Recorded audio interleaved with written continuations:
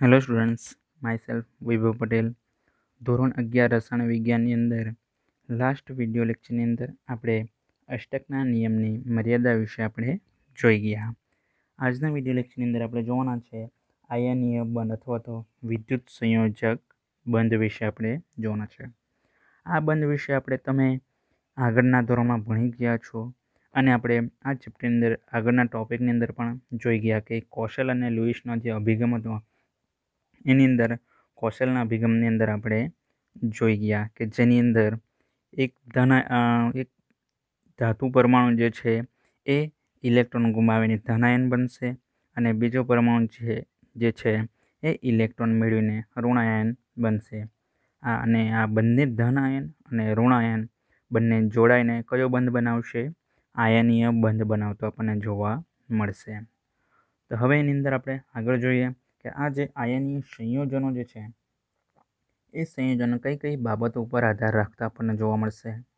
તેની અંદર છે પહેલું છે તટસ્થ પરમાણુઓમાંથી ધનાયન અને ઋણાયન બનવાની સરળતા. એટલે એનો મતલબ શું કે એવા પરમાણુ કે એ સરળતાથી ધનાયન અને સરળતાથી ઋણાયન બનાવી શકતા હોય, જેના કારણે જો સરળતાથી ધનાયન અને સરળતાથી ઋણાયન બનશે તો આપણે સરળતાથી આયનીય સંયોજનો બનાવી શકીશું.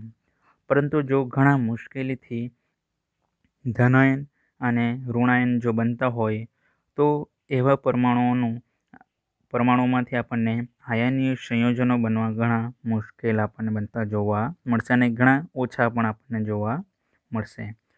તો આયનીય સંયોજનો બનવા માટેનો પહેલો આધાર. બીજું આગળ જોઈએ ધનાયન અને ઋણાયનોની ગોઠવણી એટલે કે સ્ફટિકમય આયનોની લેટીસ. એનો મતલબ શું થશે કે ધનાયન અને ઋણાયન બંને એકબીજા સાથે બંધ બનાવીને ગોઠવાશે કે જેને આપણે શું કહીશું? સ્ફટિકમય સંયોજનોની લેટીસ. લેટીસ એટલે શું? તો કે એક પ્રકારની રચના કે ધનાયન અને ઋણાયનની જે ગોઠવણી થશે અને જે રચના બનશે તેને આપણે લેટીસ રચના કહીશું. તો એની અંદર આપણને કેવી રીતે ધનાયન અને કેવી રીતે ઋણાયન ગોઠવાયેલા છે તો એ બાબતો ઉપર આયનીય સંયોજનો આધાર રાખતા આપણને જોવા મળશે. સિમ્પલ ઉદાહરણ આપણે જોઈએ કે એની અંદર ધારો કે કોઈ ધાતુ છે તેને આપણે એમ તરીકે દર્શાવીશું. તે ધાતુ શું કરશે? સરળતાથી એક ઇલેક્ટ્રોન ગુમાવશે અને ધનાયન બનશે. અને એ જ પ્રકારે કોઈ અધાતુ છે એ શું કરશે? ઇલેક્ટ્રોન મેળવશે. હાલ જે ઇલેક્ટ્રોન ગુમાવશે એ ઇલેક્ટ્રોન શું કરશે? મેળવશે અને ઋણાયન બનતો આપણને જોવા મળશે. તો આ દરમિયાન અહીંયા આગળ આપણે જોઈ શકીએ કે ધાતુ જે છે એ શું કરશે? એ ધન આયન બનશે એટલે કે ઇલેક્ટ્રોન ગુમાવીને ધન આયન બનશે. એનો મતલબ શું થશે? તો કે એ આયન સ્વરૂપમાં ફેરવાશે, જેથી અહીંયા આગળ આપણે એને આયનીકરણ એન્થાલ્પી દ્વારા દર્શાવીશું. શેના દ્વારા? આયનીકરણ એન્થાલ્પી. એ જ પ્રકારે અહીં આગળ આપણે જોઈએ બીજી અધાતુ જે છે એ શું કરશે? એ ઇલેક્ટ્રોન મેળવશે અને અહીં આગળ ઋણાયન બનશે. તો અહીં આગળ આપણે એ ઇલેક્ટ્રોન મેળવશે, જેથી અહીં આગળ આપણને જે એન્થાલ્પી મળશે એ ઇલેક્ટ્રોન પ્રાપ્તિ એન્થાલ્પી મળશે. ઇલેક્ટ્રોન પ્રાપ્તિ એન્થાલ્પી. ખ્યાલ આવી ગયો વિદ્યાર્થી મિત્રો? આ દરમિયાન જે પરમાણુ છે અહીંયા આગળ એ વાયુ સ્વરૂપમાં આપણને જોવા મળશે. અહીંયા આગળ આપણે જોઈએ કે ધાતુ પરમાણુ જે છે એ ઇલેક્ટ્રોન શું કરશે? ગુમાવશે. એટલે કે એને આપણે શું કરવા પડશે? ઉર્જા આપવી પડશે, જેના કારણે એ ઇલેક્ટ્રોન શું કરશે? ગુમાવશે. તો એ દરમિયાન પ્રક્રિયા જે થતી હશે કે આયનીકરણ એન્થાલ્પી હશે એ ઉષ્માક્ષેપક આપણને જોવા મળશે. જ્યારે અહીં આગળ ઇલેક્ટ્રોન પરમાણુ જે છે ઇલેક્ટ્રોન શું કરશે? મેળવશે અને ઋણ વીજભારિત બનશે, જેથી અહીં આગળ ઇલેક્ટ્રોન પ્રાપ્તિ એન્થાલ્પીનું મૂલ્ય જે છે એ દરમિયાન એક ઘટના જે છે ઉષ્માક્ષેપક હોઈ શકે અથવા તો ઉષ્મા શોષક પણ હોઈ શકે આપણને જોવા મળશે. તો એની અંદર આપણને આ જે ધનાયન જે છે ધનાયન અને આ ઋણાયન બંને ભેગા મળીને આપણને આયનીય બંધ બનાવતા આપણને જોવા મળશે. તો હવે એની અંદર આપણે આગળ જોઈએ કે એવા કેટલાક સંયોજનો છે કે એ ધાતુ અને અધાતુ વચ્ચે સંયોજનો તો બનાવતા જોવા મળશે, પરંતુ કેટલાક અધાતુ વચ્ચે પણ બંધ બનાવતા આપણને જોવા મળશે કે જે અપવાદ સ્વરૂપે આપણને જોવા મળશે. જેની અંદર આપણે જોઈએ અપવાદ તરીકે NH4+. આયનીય બંધ જે છે એ મોટાભાગે ધાતુ અને અધાતુ વચ્ચે આપણને બનતો જોવા મળશે. જ્યારે અહીં આગળ આપણને NH4+ની અંદર આપણે જોઈએ તો નાઇટ્રોજન જે છે એ પણ અધાતુ છે, હાઇડ્રોજન છે એ પણ અધાતુ આપણને જોવા મળશે અને એ બંને જોડાઈને આપણને એ પ્લસ આયન બનાવતો જોવા મળશે, જેથી એ અપવાદ તરીકે આપણને જોવા મળશે. તો આ તમારે અપવાદ યાદ રાખવાનો રહેશે. ખ્યાલ આવી ગયો વિદ્યાર્થી મિત્રો એટલે સુધી. હવે એની અંદર આગળ આપણે જોઈએ કે એક સ્ફટિકમય પદાર્થ લઈએ કે જે NaClનો હશે, જેની અંદર અહીંયા આગળ આપણે આ જે રચના જે છે એ NaClની સ્ફટિક રચના દર્શાવી છે. શાની છે? NaClની સ્ફટિક રચના. તેની અંદર આપણને ખ્યાલ છે કે ધનાયન જે છે કેન્દ્રમાં હશે અને ઇલેક્ટ્રોનની ફરતે આસપાસ ફરતા હોય, તો અહીંયા આગળ ધનાયન કેન્દ્રમાં હોવાને કારણે એનું કદ જે છે એ આપણને નાનું જોવા મળશે, જેથી અહીંયા આગળ આ જે આપણે દર્શાવેલું છે એ શું હશે? Na+ હશે અને અહીં આગળ ઇલેક્ટ્રોન હશે એનું કદ આપણને મોટું જોવા મળશે, જેના કારણે Cl- નું કદ આપણને મોટું આપણને જોવા મળશે. અહીં આગળ આપણને આ એક NaClની સ્ફટિક રચના જોવા મળશે કે જે ત્રિપરિમાણીય જોવા મળશે કે 3D ડાયમેન્શનલની અંદર આપણને જોવા મળશે. તો અહીં આગળ આપણે જોઈ શકીએ કે દરેક Cl પરમાણુ જે છે એ બીજા અન્ય Na પરમાણુ સાથે જોડાયેલા આપણને જોવા મળશે, અથવા તો Cl- આયન બીજા Na+ આયન સાથે જોડાયેલા જોવા મળશે. એ જ પ્રકારે Na+ જે છે બીજા Cl- આયન સાથે જોડાયેલો જોવા મળશે.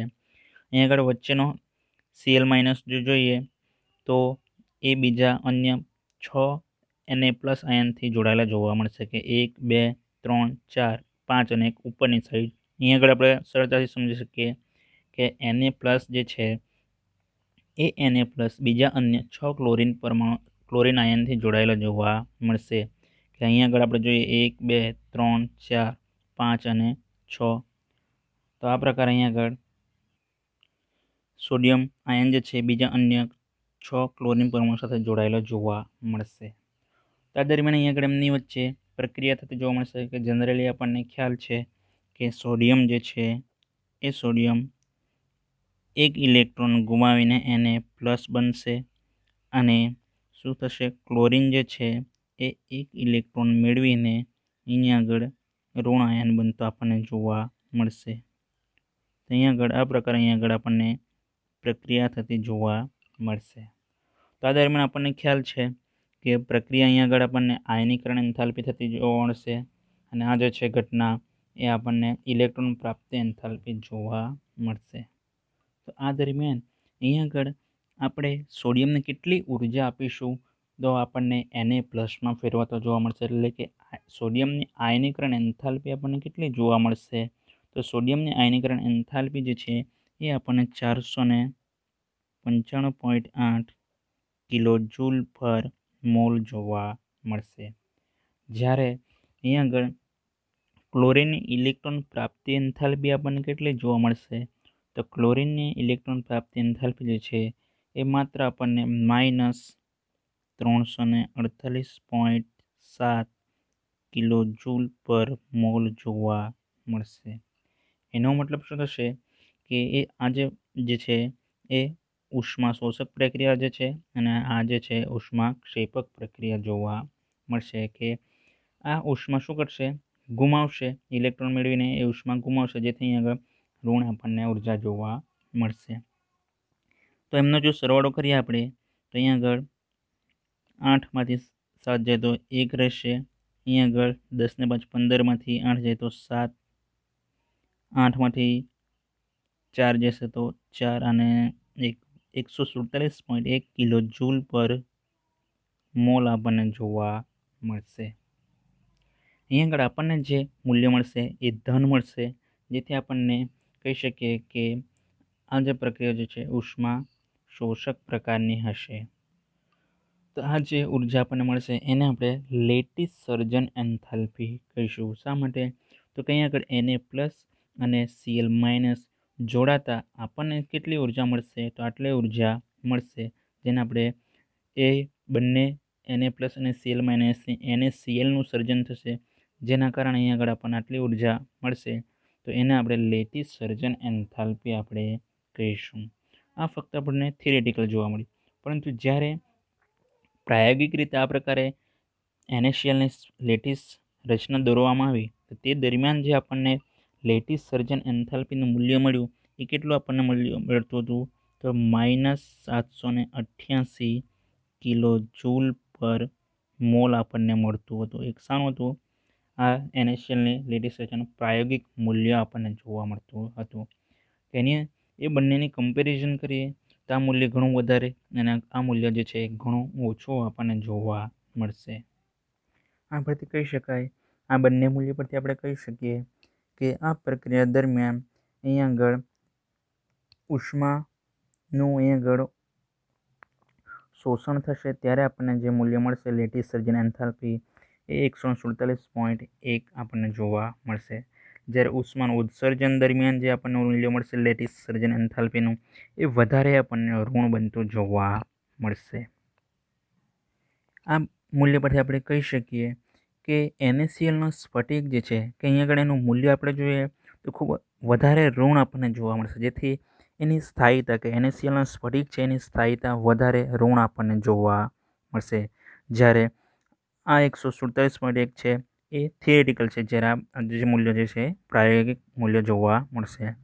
તો આ પરથી આપણે કહી શકીએ કે આયનીય સંયોજનની સ્થાયીતાનું ગુણાત્મક માપન તેની લેટિસની સર્જન એન્થાલ્પી દ્વારા પૂરું પાડવામાં આવે છે, નહીં કે ફક્ત વાયુમય અવસ્થામાં આયનીય સ્પીસીસની ફરતે માત્ર અષ્ટકની પ્રાપ્તિથી થાય। એનો મતલબ શું થશે કે આપણને જે લેટિસ રચના જે આપણે દોરીશું તો એનું જે સ્થાયીતા જે નક્કી કરીશું એ સ્થાયીતા આપણે ખાલી ફક્ત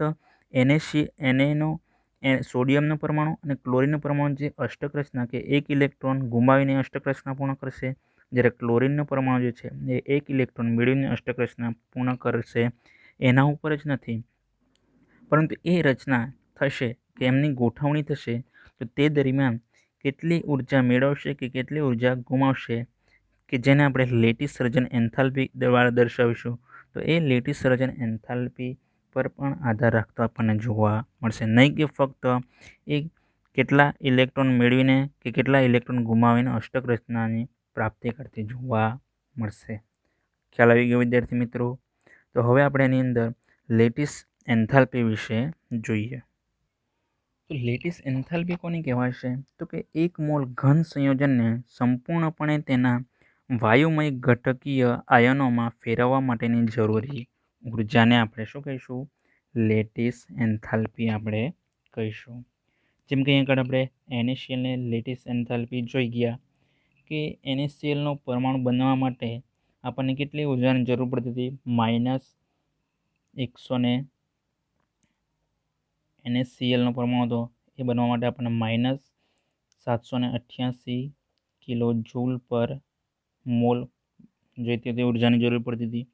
પરંતુ અહીં આગળ આપણે જોઈએ આ વ્યાખ્યાને સમજીએ કે 1 મોલ ઘન NaClનો પરમાણુ છે તો એ પરમાણુને આપણે છૂટો પાડીશું, એટલે કે એ પરમાણુ છૂટો પડતા આપણને શું મળશે? Na+ વાયુ સ્વરૂપમાં મળશે અને Cl- વાયુ સ્વરૂપમાં મળશે। તો એ દરમિયાન આપણને કેટલી ઉર્જા એને આપીશું? તો આપણને Na+ અને Cl- વાયુ સ્વરૂપે મળશે। તો આગળ આપણે જોઈ ગયા કે NaClનો સ્ફટિક બનવા માટે આપણને કેટલી ઉર્જાની જરૂર પડતી હતી? -788 આ ઉર્જા મુક્ત થતી હતી. તો આટલી જ ઉર્જા જો આપણે ધન આપીશું તો એ આપણને NaClના સ્ફટિક છૂટા પડતા આપણને જોવા મળશે. તો એની જે લેટિસ એન્થાલ્પી આપણને જોવા મળશે એ +788 કિલો જૂલ પર મોલ બનતી આપણને જોવા મળશે. ખ્યાલ આવી ગયો વિદ્યાર્થી મિત્રો? ફરી એકવાર જોઈ લો કે NaClના સ્ફટિક બનવા માટે અહીં આગળ આપણને આટલી ઉર્જા મુક્ત થતી જોવા મળતી હતી. તો આટલી જ ઉર્જા જો આપણે NaClના સ્ફટિકને આપીશું તો આપણને Na પ્લસ ગેસ સ્વરૂપે અને Cl માઇનસ ગેસ સ્વરૂપે આપણને મળતા જોવા મળશે. ખ્યાલ આવી ગયો વિદ્યાર્થી મિત્રો? તો આ પ્રકારની ઘટનાની અંદર કે સ્ફટિક રચનાની અંદર આપણને સમાન વીજભાર ધરાવતા આયનો વચ્ચે આપણને અપાકર્ષણ જોવા મળશે, જ્યારે અહીં આગળ અસમાન વીજભાર છે એમની વચ્ચે આપણને આકર્ષણ બળનો સમાવેશ થતો જોવા મળશે. અહીં આગળ આપણે NaClની ત્રિપરિમાણીય રચના જોઈ કે જેની અંદર માત્ર આપણને એમની વચ્ચે આકર્ષણ બળ જોવા મળતું હતું. પરંતુ અહીં આગળ ઘન સ્ફટિકની ત્રિપરિમાણીય રચનામાં આપણે માત્ર આકર્ષણ બળ કે અપાકર્ષણ વચ્ચેની પ્રક્રિયાથી લેટિસ એન્થાલ્પી આપણે ડાયરેક્ટલી ગણી શકતા નથી. તો એ ગણવા માટે આપણે કોઈપણ સ્ફટિકની ભૂમિતિ સાથે સંકળાયેલ પરિબળો જેવા કે એમની લંબાઈ છે, ત્યાર પછી એમનો બંધ કોણ છે, બંને બંધ એન્થાલ્પી છે, તે બધા વિશે જાણવું જરૂરી છે. તો એના પરથી આપણે એની લેટિસ એન્થાલ્પી નક્કી કરી શકીએ. તો આજના વિડીયો લેક્ચરની અંદર આપણે અહીં સુધી રાખીશું. તો તમારે એને વ્યવસ્થિત રીતે આજનો જે ટૉપિક છે એને તમારે વ્યવસ્થિત રીતે તૈયાર કરવાનો રહેશે. Thank you friends.